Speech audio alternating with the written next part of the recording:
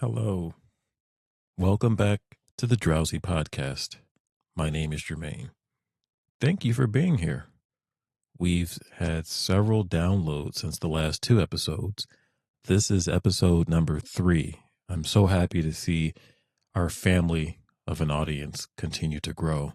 So keep sharing, keep recommending it to friends and family, telling them that you found a podcast of someone reading you a bedtime story that helps you relax, unwind, and eventually fall asleep. Now, tonight's reading will be from a book that's entitled Etiquette by Emily Post. It was originally published in the year 1922, so some of the ideas, phrases, and terms are a little outdated or obsolete. However, in general, having good manners and following a course of etiquette is probably a good thing. So before you drift off into slumberland, perhaps you'll brush up on a few cues on etiquette. I look forward to reading this to you, so hang tight. Now, before we get started, it's probably important for you to go through your bedtime routine, whatever that happens to be. If it's a warm beverage, like a cup of tea, that will help calm your nerves, try that. Maybe it's putting on your favorite pair of pajamas, grabbing a stuffed animal or a soft pillow or that comfy blanket. Whatever it is that will help you relax, I advise you to start now. And within a minute or two, we'll get started with our reading. Enjoy.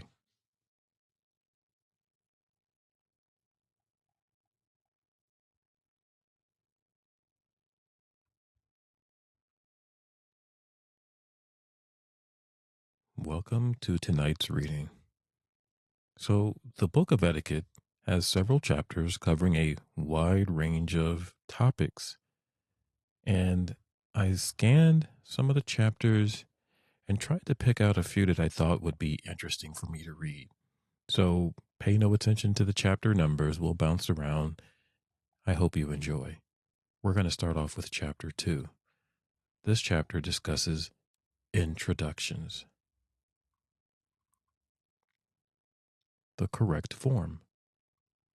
The word present is preferable on formal occasions to the word introduce. On informal occasions, neither word is expressed, though understood, as will be shown below.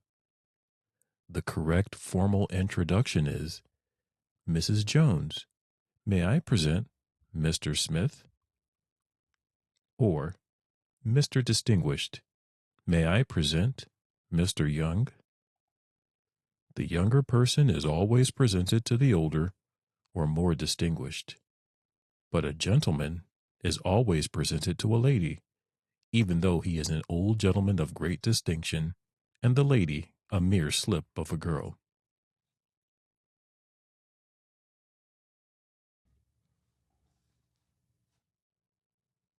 No lady is ever, except to the President of the United States, a cardinal or reigning sovereign, presented to a man. The correct introduction of either a man or a woman to the President is Mr. President, I have the honor to present Mrs. Jones of Chicago. To a cardinal is Your Eminence, may I present Mrs. Jones? To a king, much formality of presenting names on lists is gone through beforehand. At the actual presentation, an accepted name is repeated from functionary to equerry, and nothing is said to the king or queen except Mrs. Jones. But a foreign ambassador is presented. Mr. Ambassador, may I present to you Mrs. Jones? Very few people in polite society are introduced by their formal titles. A hostess says, Mrs. Jones, may I present the Duke of over there, or Lord Blank.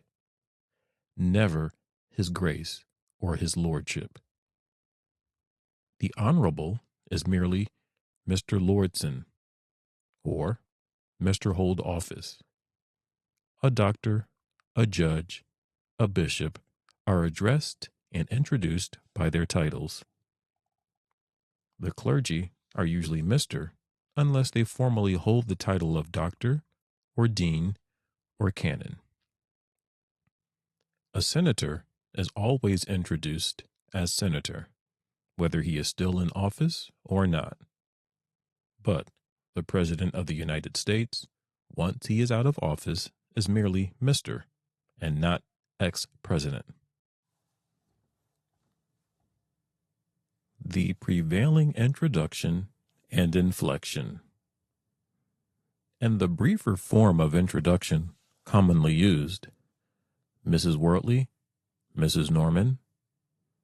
If the two names are said in the same tone of voice, it is not apparent who is introduced to whom. But by accentuating the more important person's name, it can be made as clear as though the words, "May I present," had been used. The more important name is said with a slightly rising inflection. The secondary as a mere statement of fact. For instance, suppose you say, "Are you there?"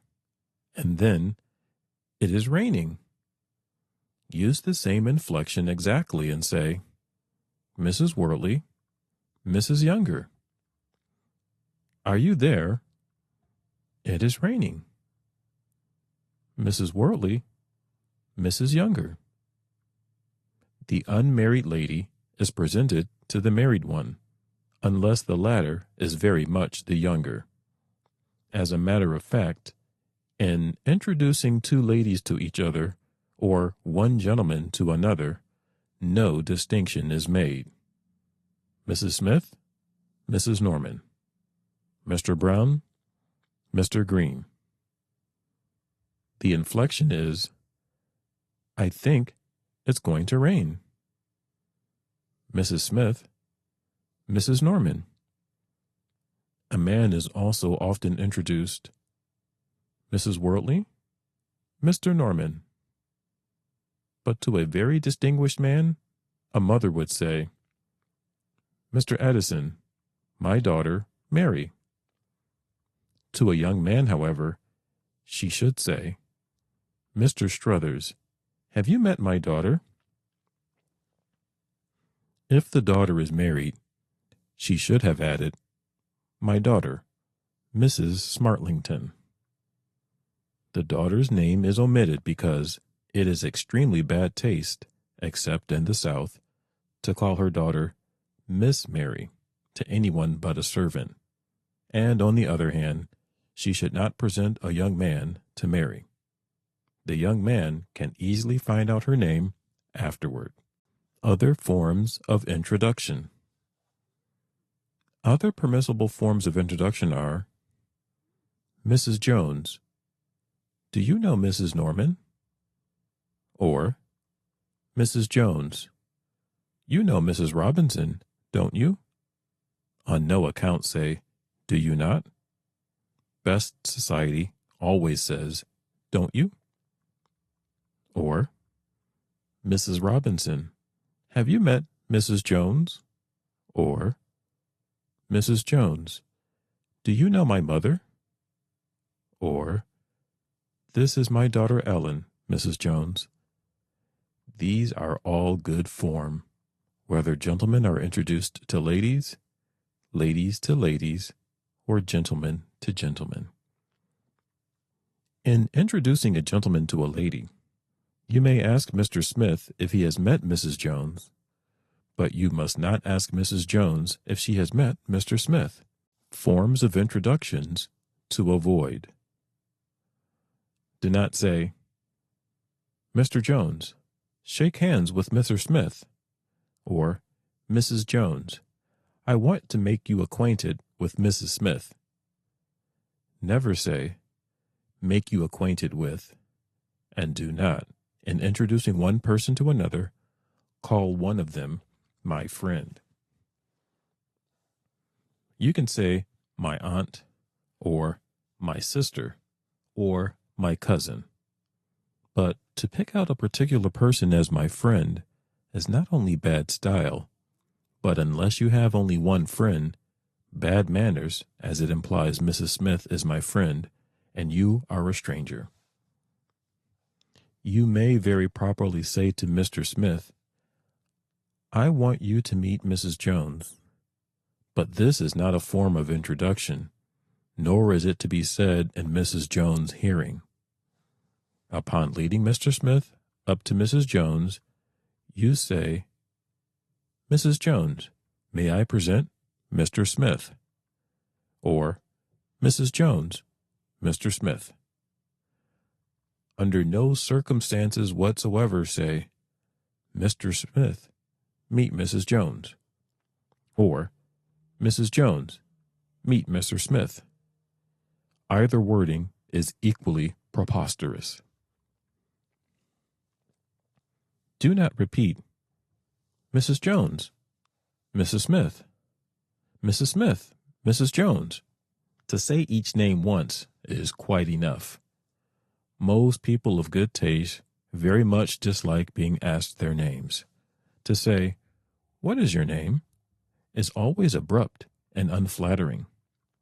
If you want to know with whom you have been talking, you can generally find a third person later and ask, who was the lady with the gray feather in her hat? The next time you see her, you can say, how do you do, Mrs., calling her by her name. When to shake hands. When gentlemen are introduced to each other, they always shake hands. When a gentleman is introduced to a lady, she sometimes put out her hand, especially if he is someone who has long been heard about.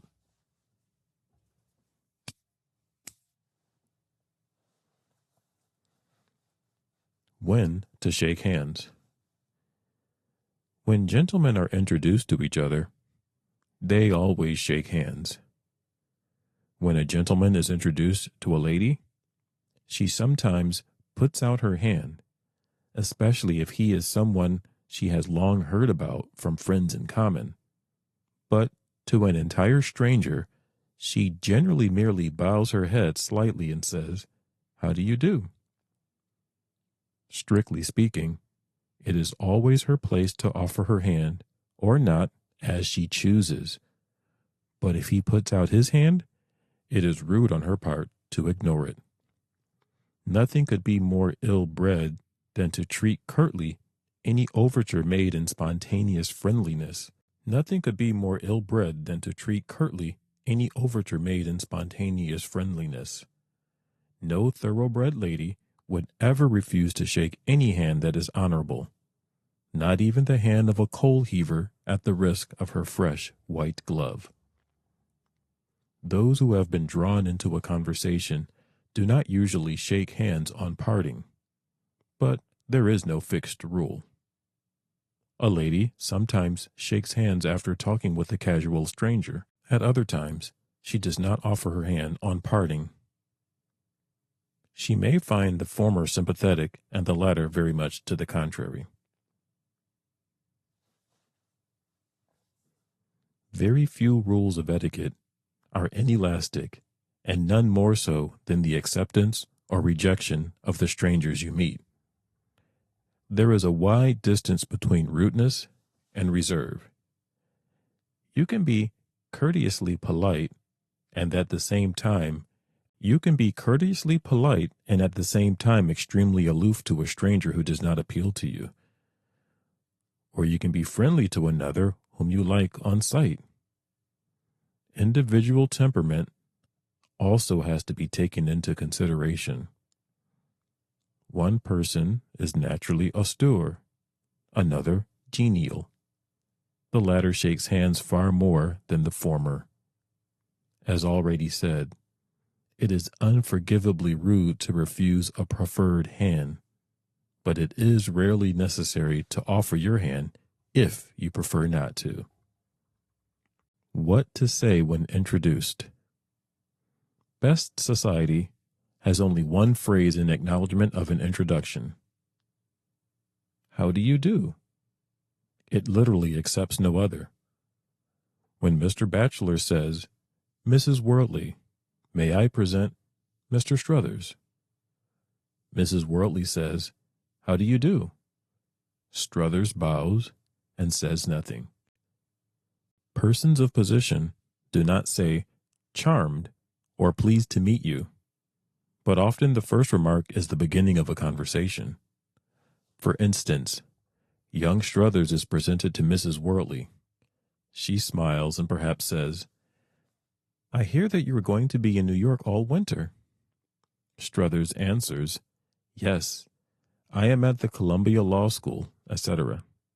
Or, since he is much younger than she, he might answer, "Yes, Mrs. Wortley," especially if his answer would otherwise be a curt yes or no. Otherwise, he does not continue repeating her name. Taking leave of one you have just met. After an introduction, when you have talked for some time to a stranger whom you have found agreeable, and you then take leave, you say, "Goodbye, I am very glad to have met you." Or, "Goodbye, I hope I shall see you soon again," or sometime. The other person answers, "Thank you," or perhaps adds, "I hope so too."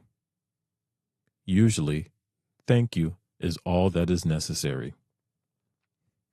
In taking leave of a group of strangers, it makes no difference whether you have been introduced to them or merely included in their conversation. You bow, "Goodbye," to any who happen to be looking at you, but you do not attempt to attract the attention of those who are unaware that you are turning away. Introducing one person to a group. This is never done on formal occasions when a great many persons are present. At a small luncheon, for instance, a hostess always introduces her guests to one another. Let us suppose you are the hostess. Your position is not necessarily near, but it is toward the door. Mrs. King is sitting quite close to you. Mrs. Lawrence also near. Miss Robinson and Miss Brown are much farther away. Mrs. Jones enters. You go a few steps toward and shake hands with her. Then stand aside, as it were, for a second only, to see if Mrs. Jones goes to speak to anyone. If she apparently knows no one, you say, "Mrs. King, do you know Mrs. Jones?" Mrs. King, being close at hand, usually, but not necessarily, rises, shakes hands with Mrs. Jones, and sits down again.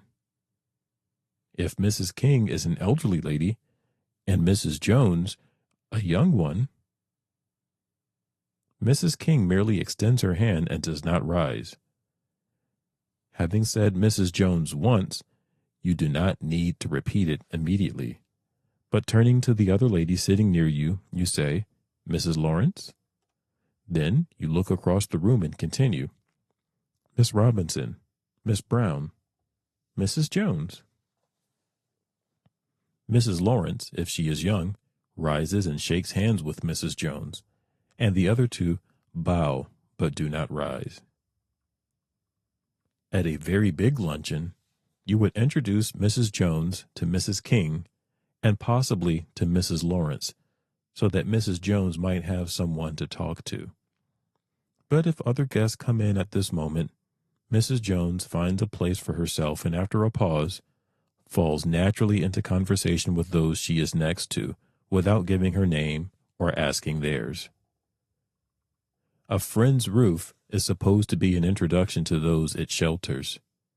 In best society, this is always recognized if the gathering is intimate, such as a luncheon, dinner, or house party.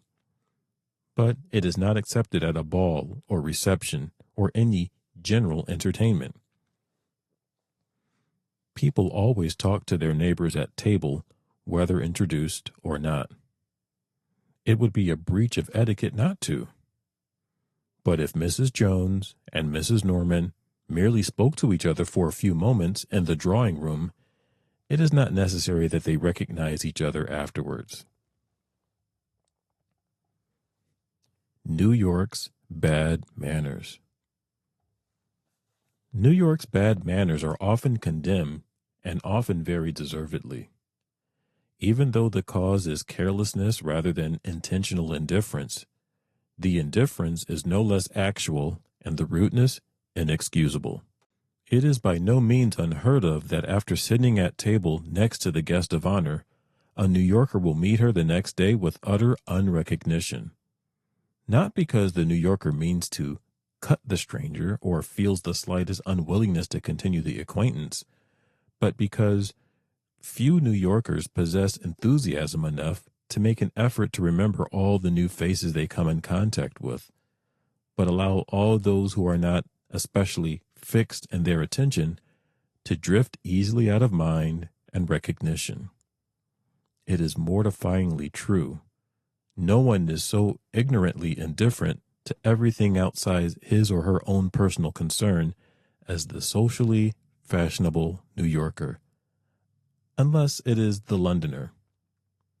The late Theodore Roosevelt was a brilliantly shining exception.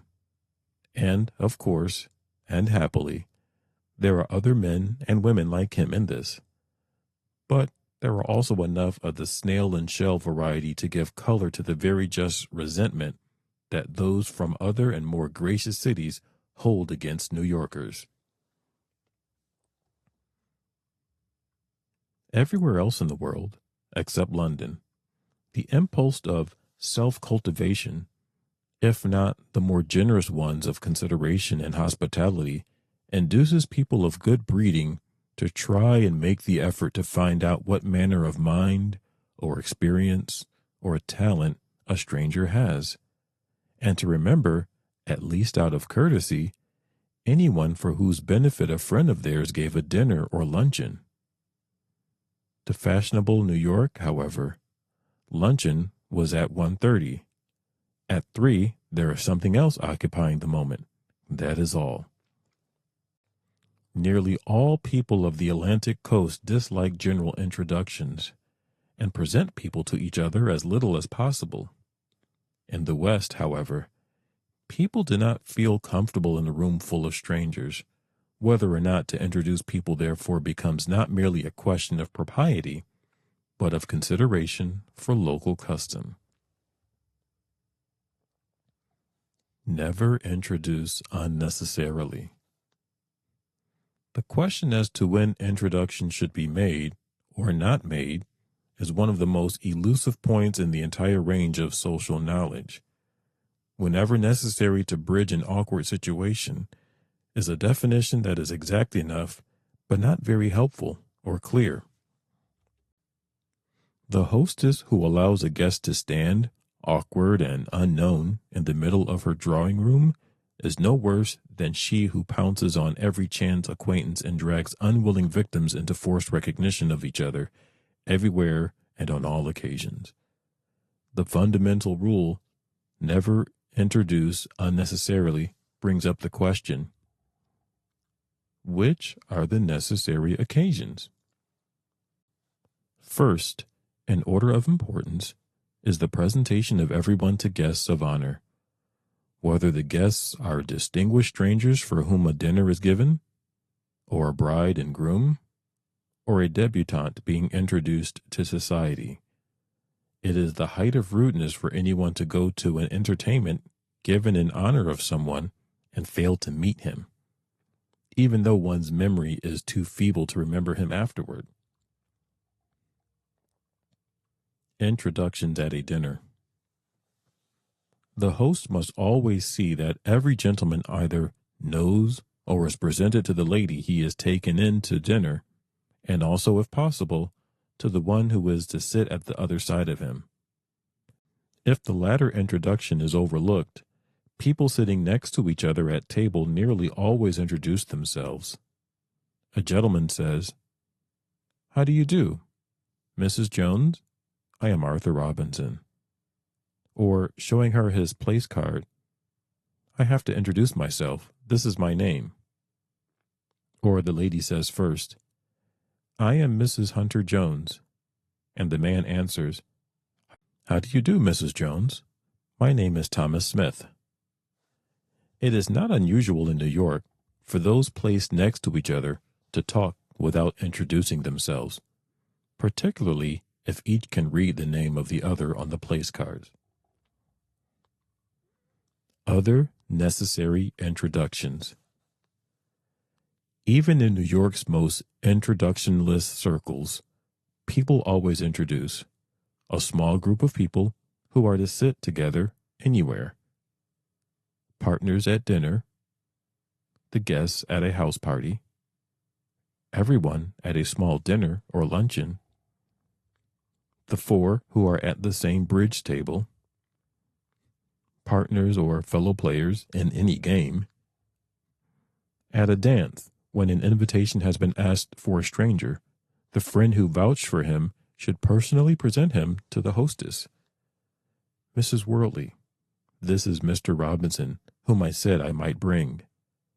The hostess shakes hands and smiles and says, I am very glad to see you, Mr. Robinson. A guest in a box at the opera always introduces any gentleman who comes to speak to her hostess, unless the latter is engrossed in conversation with a visitor of her own, or unless other people block the distance between so that an introduction would be forced and awkward. A newly arriving visitor in a lady's drawing room is not introduced to another who is taking leave, nor is an animated conversation between two persons interrupted to introduce a third, nor is anyone ever led around a room and introduced left and right. If two ladies or young girls are walking together and they meet a third who stops to speak to one of them, the other walks slowly and does not stand awkwardly by and wait for an introduction. If the third is asked by the one she knows to join them, the sauntering friend is overtaken and an introduction is always made. The third, however, must not join them unless invited to do so. At a very large dinner, people, excepting the gentlemen and ladies who are to sit next to each other at a table, are not collectively introduced. After dinner, men in the smoking room or left at table always talk to their neighbors whether they have been introduced or not, and ladies in the drawing room do the same. But unless they meet soon again, or have found each other so agreeable that they make an effort to continue the acquaintance, they become strangers again, equally whether they were introduced or not. Some writers on etiquette speak of correct introductions that carry obligations of future acquaintance and incorrect introductions that seemingly obligate one to nothing. Degrees of introduction are utterly unknown to best society. It makes not the slightest difference so far as anyone's acceptance or rejection of another is concerned how an introduction is worded, or, on occasions, whether an introduction takes place at all. Fashionable people in very large cities take introductions lightly. They are veritable ships that pass in the night. They show their red or green signals, which are merely polite sentences and pleasant manners, and they pass on again. When you are introduced to someone for the second time, and the first occasion was without interest and long ago, there is no reason why you should speak of the former meeting. If someone presents you to Mrs. Smith for the second time on the same occasion, you smile and say, I have already met Mrs. Smith. But you say nothing if you meet Mrs. Smith long ago and she showed no interest in you at that time. Most rules are elastic and contract and expand according to circumstances.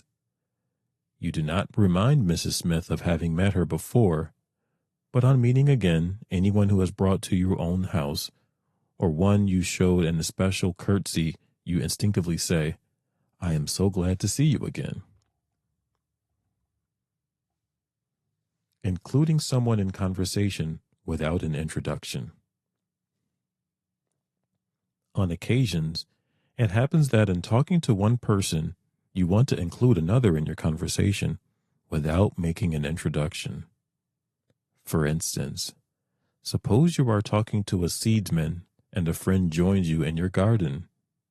You greet your friend and then include her by saying, "Mr. Smith is suggesting that I dig up these cannas and put in delphiniums."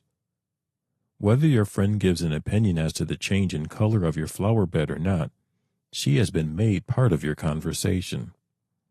This same maneuver of evading an introduction is also resorted to when you are not sure that an acquaintance will be agreeable to one or both of those whom an accidental circumstance has brought together. Introductions unnecessary. You must never introduce people to each other in public places unless you are certain beyond a doubt that the introduction will be agreeable to both. You cannot commit a greater social blunder than to introduce to a person of position someone she does not care to know, especially on shipboard, in hotels, or in other very small, rather public communities where people are so closely thrown together that it is correspondingly difficult to avoid undesirable acquaintances who have been given the wedge of an introduction. As said above, introductions in very large cities are unimportant. In New York, where people are meeting new faces daily, seldom seeing the same one twice in a year, it requires a tenacious memory to recognize those one hoped most to see again, and others are blotted out at once. People in good society rarely ask to be introduced to each other, but if there is a good reason for knowing someone, they often introduce themselves. For instance, Mary Smith says, "Mrs. Jones, aren't you a friend of my mother's?" "I'm Mrs. Smith's daughter." Mrs. Jones says, "Why, my dear child, I am so glad you spoke to me. Your mother and I have known each other since we were children." Or, an elder lady asks, "Aren't you Mary Smith?" "I have known your mother since she was your age." Or, a young woman says, "Aren't you Mrs. Wortley?" Mrs. Wortley, looking rather freezingly, politely says yes, and waits, and the stranger continues, "I think my sister, Mrs. Manners, is a friend of yours." Mrs. Wortley at once unbends. "Oh, yes, indeed. I am devoted to Mrs. Manners. And you must be—" "I'm Alice." "Oh, of course. She's often talked of you and of your lovely voice. I want very much to hear you sing sometime." These self-introductions, however, must never, presumably, be made. It would be in very bad taste for Alice to introduce herself to Mrs. Worley if her sister knew her only slightly.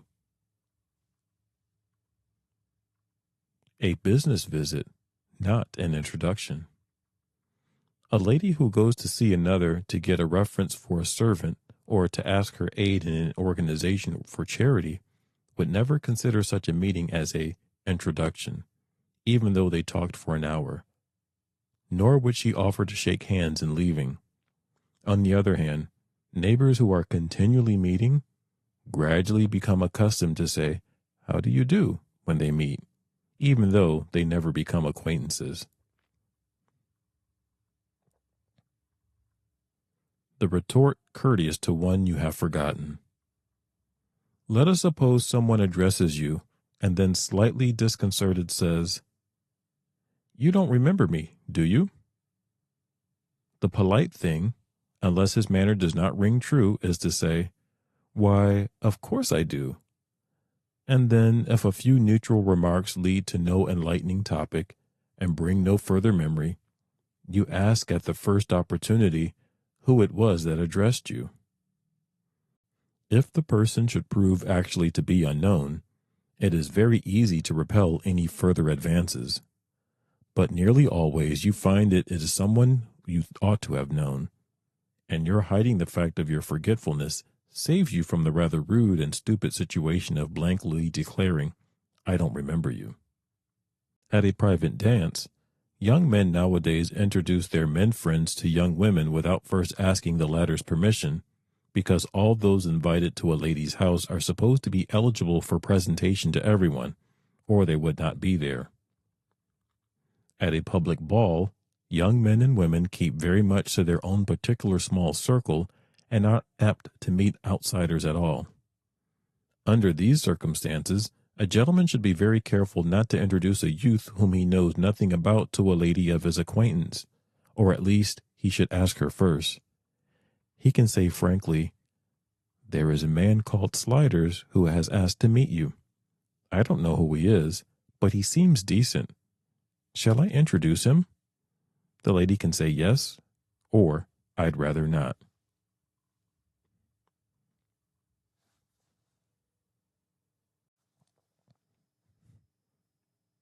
Well, that ends episode number 3. We read chapter 2 of the book Etiquette by Emily Post. Thank you for joining me. Hopefully you enjoyed. It was quite the interesting subject, going over greetings and the proper way to do so. I look forward to recording episode number 4. I'm looking at different options. Perhaps we'll go back and read a chapter from The Wind and the Willows. I think that will be a good idea. We'll return back to there. I want you to rest. Have a good night. I'll see you in the next episode.